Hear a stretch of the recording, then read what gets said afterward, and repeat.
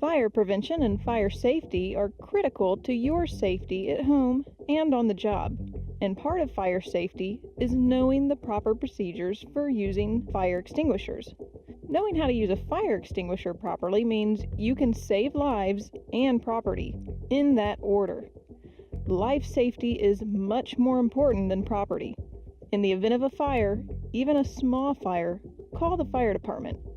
Even small fires can get out of hand, and seconds count in the firefighting business. If you can't extinguish a fire safely, let the firefighters handle the situation.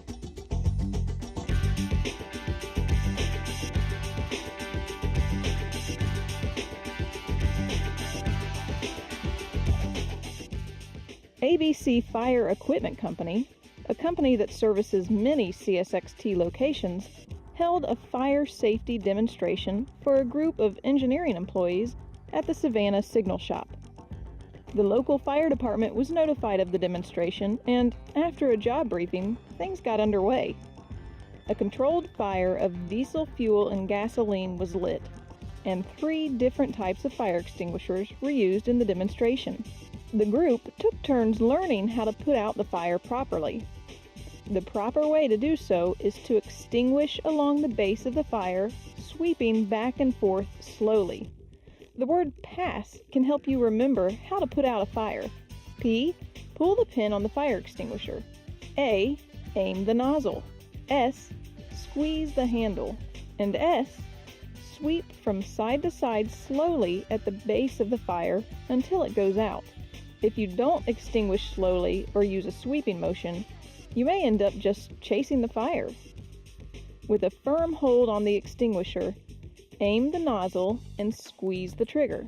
Be aware the force of the spray may have a slight recoil, so keep a firm grip.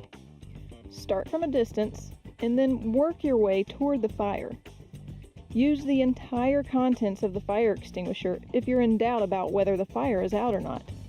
The extinguisher will have to be recharged after being used anyway. It's also important to make sure you use the proper fire extinguisher for the type of fire burning. Class A fires are those fires involving wood, paper, and trash. A person's house on fire would be classified as a Class A fire. A Class A extinguisher, which uses water, can be used on a Class A fire.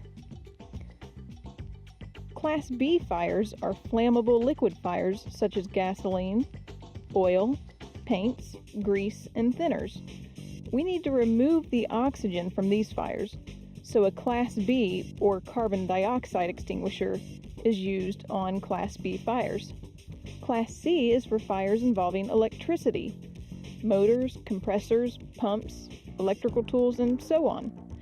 You wouldn't want to use water on an electrical fire, as the electrical shock hazard could be as damaging as the fire itself.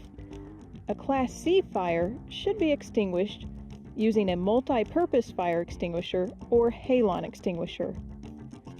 The most familiar type of extinguisher is the ABC type, or the multi-purpose extinguisher. Why is it called an ABC?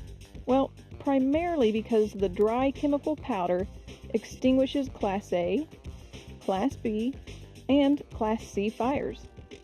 When David used the water fire extinguisher, or the Class A type, on the diesel gasoline fire, it made the fire burn hotter and higher. The group could feel the difference in the fire when we used water on it. A better type to use would be the Class B, or the multi-purpose fire extinguisher. Here's a closer look at how to get the water and the multi-purpose type fire extinguishers ready for use. He has a water fire extinguisher which covers Class A fire, and he's going to demonstrate pulling the pin, breaking the seal to access the lever to expel the water from the fire extinguisher. Let's take a moment to review what we've seen. There are 3 different types of fire extinguishers, types A, B, and C. What type is best for a flammable liquid fire? Type B or a multi-purpose type? Should type A or C be used for an electrical fire? Type A is a water type. It should not be used for electrical fires, so type C is the correct answer here. The water type should be used for wood, cloth, paper, or any other type of ordinary combustible fire. It's important to put out a fire properly. What is the pass method? Pass stands for pull the pin on the fire extinguisher, aim the nozzle, squeeze the handle, and sweep from side to side slowly. Finally, where are the fire extinguishers in your work area located? Know their location and the types available. Be familiar with how to use them. If you're on the road or riding equipment, check to be sure a fire extinguisher is on board during your pre-trip inspection. The fire extinguisher must be properly secured and have a current tag. A certified instructor must do an annual inspection, and the employee should do a visual inspection monthly. Of course, we can't talk about extinguishing fires without also covering fire prevention. Good housekeeping is the first step in preventing fires. Stay clean, neat, and organized. This means keep closets, storage areas, and equipment clean, neat, and organized. Don't leave paint cans, thinners, or solvents lying around your work area. These need to be put in safety containers and properly stored when not in use.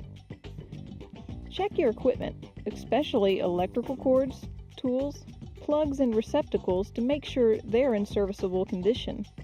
If you work with flammable liquids, pay attention to spark-producing tools, electrical motors, and other items that can ignite flammable vapors. Handle, store, and transport flammable liquids only in approved containers. For example, diesel fuel must be kept in a CSXT-approved metal container that is color-coded green. You all know about safety containers. This isn't one. Nope, this isn't one either. And that sure isn't one. An approved flammable liquid container is one that has a spring-loaded lid to prevent spills, but that allows the container to open slightly if the liquid expands. It allows excess pressure to escape, but won't spill the liquid. Gasoline cans like this cannot breathe. Therefore, expansion can cause the can to burst open. Perhaps the most important part of the safety container is the flame arrestor. It's a mesh screen inside the container that looks like a filter.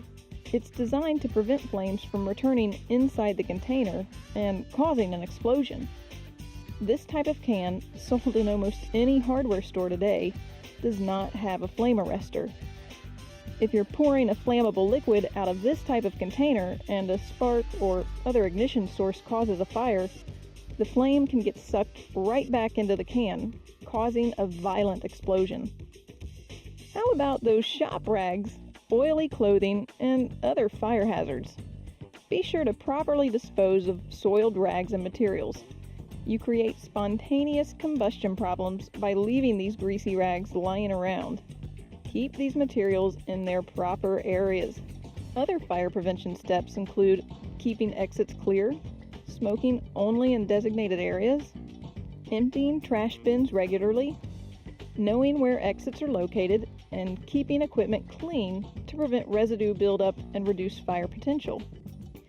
Preventing fires is much safer and easier than putting them out.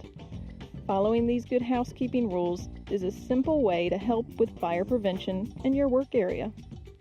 Another important rule of fire safety and prevention is to perform a monthly inspection on all fire extinguishers. During your monthly inspection, check to make sure the extinguisher is clean, the pin is sealed on the handle to indicate it hasn't been used, and of course, check the gauge, if your extinguisher has one, for the correct pressure. Fire extinguishers get damaged and may not work when the need arises, so check for visible damage to the container and the handle. You're also checking to be sure the extinguisher is where it's supposed to be. At least once a year, the fire extinguisher company will come in and service all extinguishers and issue a service tag. During your monthly inspection, check to make sure this tag is in place and current. If the tag is over a year old, the extinguisher needs reservicing. Sometimes there isn't a lot of time to think if a fire is burning, so be familiar with the fire safety tips you've seen today, and be aware of emergency procedures and plans for your area. In firefighting, seconds count. Knowing how to use a fire extinguisher means knowing how to save lives and property. Are you prepared?